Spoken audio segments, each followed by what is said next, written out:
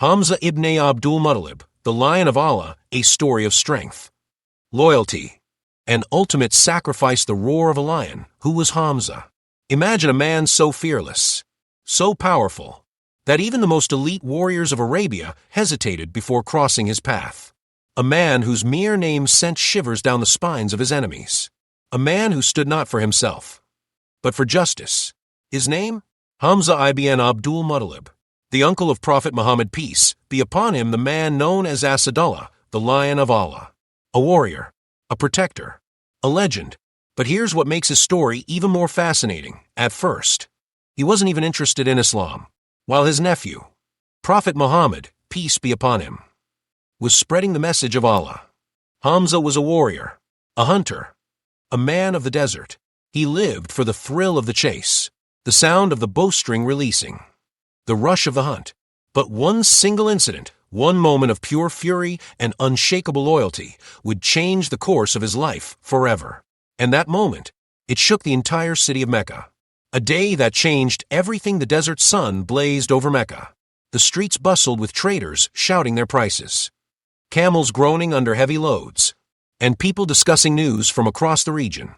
But then, suddenly silence. A crowd had gathered. Something had happened. And at the center of it stood Abu Jahl, the arrogant leader of Quraysh, his face twisted with rage, his voice dripping with venom. Before him stood a single man, Muhammad, peace be upon him. Without mercy, Abu Jahl cursed him, insulted him, ridiculed him, then slap. The crowd gasped. He had struck the Prophet. A wicked smile spread across Abu Jahl's face. No one dared to stop him. No one except one man.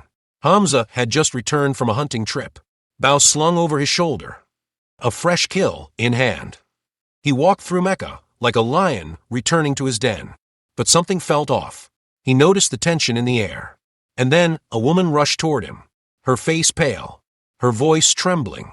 "Oh, Hamza, do you know what they did to your nephew?" Hamza's heart pounded. His nephew, Muhammad, peace be upon him, was not just family. He was blood. And no one laid a hand on Hamza's blood and got away with it. The woman's voice cracked as she told him everything. Abu Jahl had humiliated Muhammad, peace be upon him, in public. He had called him names, cursed him, and struck him right in front of everyone. And no one had done a thing. That was a mistake. The moment Hamza heard this, his blood boiled, his breath grew heavy, his fists clenched. The hunt was over. Now, it was time for war. The wrath of a warrior. Hamza didn't ask questions. He didn't hesitate. He stormed through the streets of Mecca. People moved aside, not out of respect, but out of fear. They had seen Hamza angry before, but never like this. And then he saw him, Abu Jahl, sitting with his men, laughing, completely unaware that his worst nightmare was walking straight toward him. Crack! Before Abu Jahl even realized what was happening, Hamza had smashed his hunting bow across his head. Blood gushed down his face. The laughter died. Gasps filled the air. This wasn't just an attack. This was a declaration of war. And then Hamza did something no one expected, with fire burning in his eyes. He stood tall and roared, "How dare you insult Muhammad when I follow his religion?" Hamza had just declared himself a Muslim. The Quraysh were stunned, because they knew this changed everything. The shield of Islam from that moment on. Hamza became the sword and shield of Islam. The Quraysh could no longer attack Muhammad, peace be upon him, without fear of consequences. They knew that if they touched the Prophet even once, Hamza would bring war to their doorsteps. With Hamza, Islam had a new strength. But the enemies of Islam were not done yet. And neither was Hamza. The Battle of Badr, when the lion roared, the Quraysh could not accept their humiliation. They gathered a massive army, 1,000 men, fully armed. Their goal?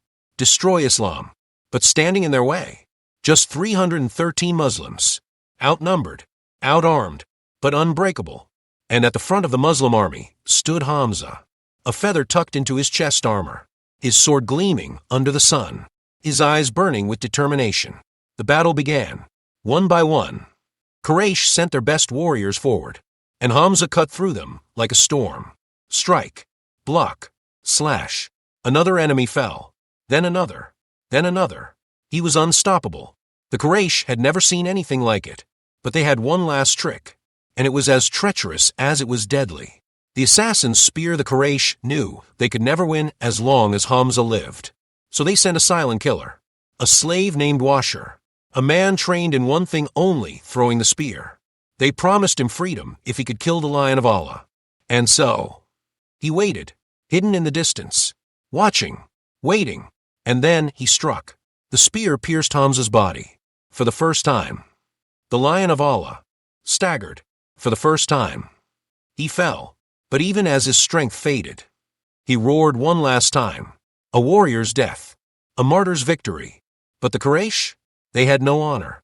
They didn't just kill him, they mutilated his body. When Prophet Muhammad, peace be upon him, saw what they had done, he wept. There has never been a day more painful for me than this. And the world lost one of its greatest warriors. The legacy of a lion, but legends like Hamza never truly die. His name became a symbol of bravery. His sacrifice paved the way for Islam's victory. His roar still echoes through history. And even today, his story inspires warriors, leaders, and believers across the world. Because the Lion of Allah may have fallen, but his legacy will never fade.